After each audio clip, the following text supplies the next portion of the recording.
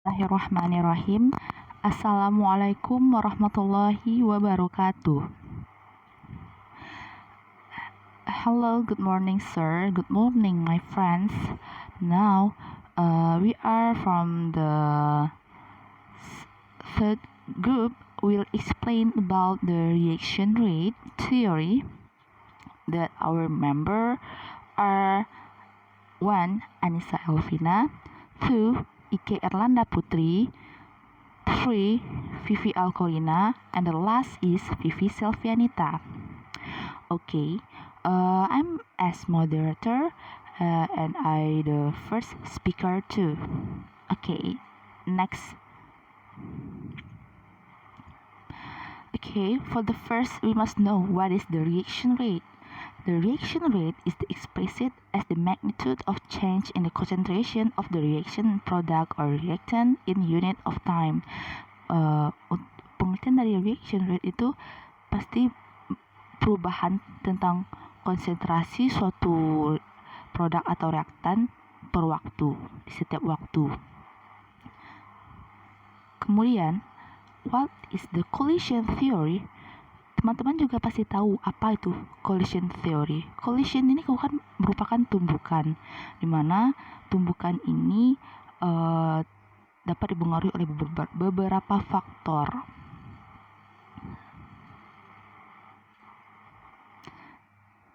Ini merupakan contoh dari bagian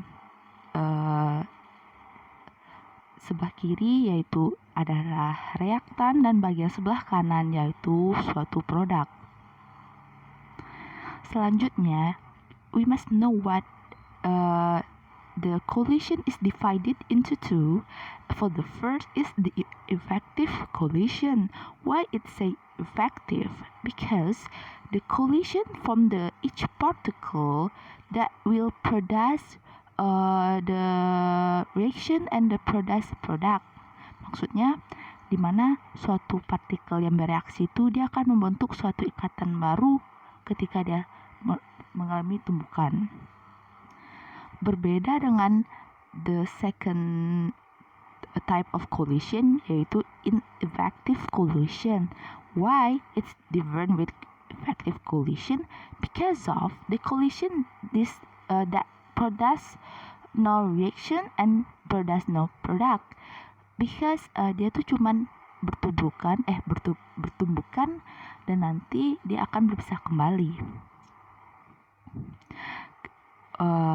Factors that influence the success of effective collision. For the first is activation energy. Untuk energi aktivasi pasti teman-teman juga udah mengerti, itu merupakan energi minimum yang dia harus dibutuhkan oleh suatu sistem reaksi untuk melakukan suatu reaksi. Jadi kan itu juga ada hubungannya dengan catalyze.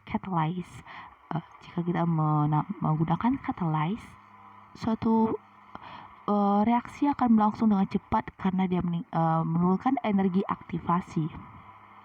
Ini contohnya yaitu tumbukan dengan energi yang cukup, ikatannya akan putus dan terbentuk ikatan baru. Itu merupakan ya effective collision. Dan molekul HI terbentuk, tumbukannya berhasil. Ini merupakan the direction of the collision.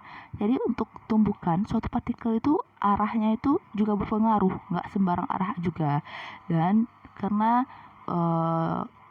energinya juga kalau untuk tumbukan yang pertama berhasil karena dia partikelnya kecil tuh kan, dan pas sisi dia akan memutus suatu ikatan partikel tersebut.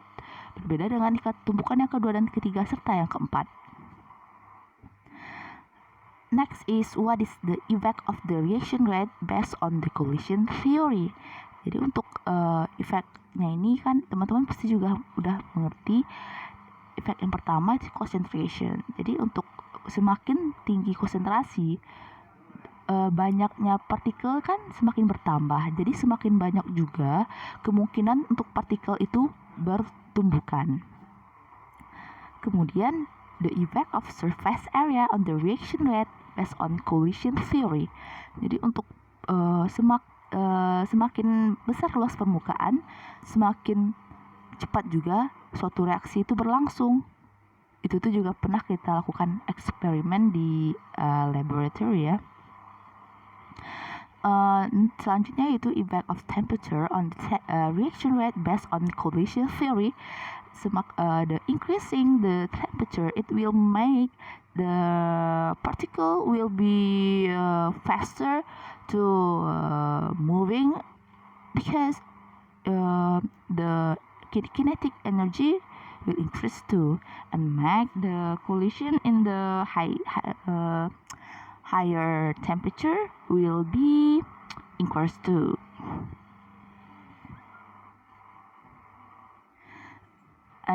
In the last is effect of catalyze on the reaction rates based on collision theory.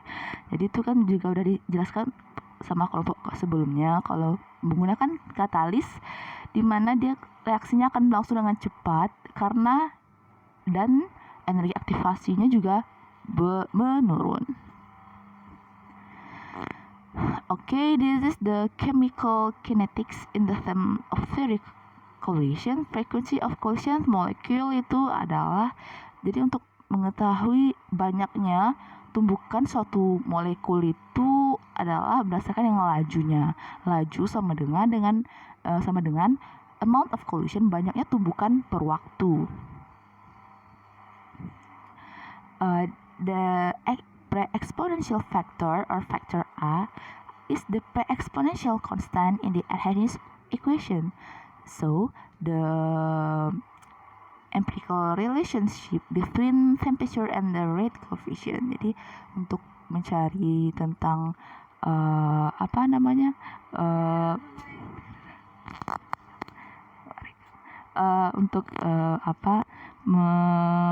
mencari suatu tumbukan, kita juga harus menggunakan tentang Arrhenius equation.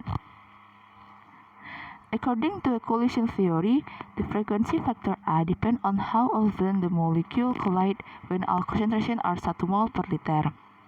Jadi untuk mencari suatu collision theory ini, kita juga menggunakan frekuensi faktor A, di mana dia tuh berdasarkan kepada semua konsentrasinya, di mana 1 mol per liter. Selanjutnya, untuk yang Arrhenius itu ada hubungannya fraksi tumbukan efektif dan energi pengaktifan bersifat eksponensial sesuai persamaan berikut. Frekuensi molekul yang bertumbukan secara efektif. Jadi untuk mencarinya itu sama menggunakan yang persamaan Arrhenius. E sama dengan min EA per RT yang berhubungan dengan energi pengaktifan tetapan gas dan suhu. Kemudian ini merupakan suatu tinjauan reaksi biomolekuler dan teori tumbukan. Penggunaannya teman-teman bisa lihat di sini suatu ada partikel, ada A dan B. Untuk mencari suatu dari faktor frekuensi tumbukan, kita menggunakan adanya faktor frekuensi tumbukan atau faktor pre-exponential, faktor exponential and concentration depend time. Penggunaannya seperti ini, adanya kita juga menggunakan konstan Boltzmann yang sudah kita pelajari pada semester kemarin, dan juga adanya bilangan Avogadro MA/MB itu massa molekul reaktif reaktan A dan B. Kemudian E pangkat E per ET, yaitu merupakan fraksi tumbukan yang melepaskan energi sebesar E atau lebih. Ini merupakan suatu rumus untuk mencari faktor frekuensi tumbukan. In the last is problem solving. Teman-teman bisa lihat soalnya di sini. Ini ada 2 partikel, H dan I. Untuk molecular mass-nya 128. Kemudian kita masukkan ke dalam rumus, yaitu K yang tadi, di mana DAB-nya juga sudah diketahui ya. Itu diameter, D itu kan diameter, yaitu 3,5 kali 10 pangkat min 8 pangkat 2, dan memasukkan rumus yang 8 MRT MA tambah MB per MA kali MB, 8 Pi R-nya udah jelas diketahui, T-nya kita rubah menjadi Kelvin, dan MA tambah MB-nya yaitu ada 2, yaitu HI berarti 2 per MA kali MB-nya itu MR-nya 128 pangkat setengah E dimasukkan yang tadi, sehingga didapatkan K-nya 1,7 kali 10 pangkat min 10 E pangkat min 37,4.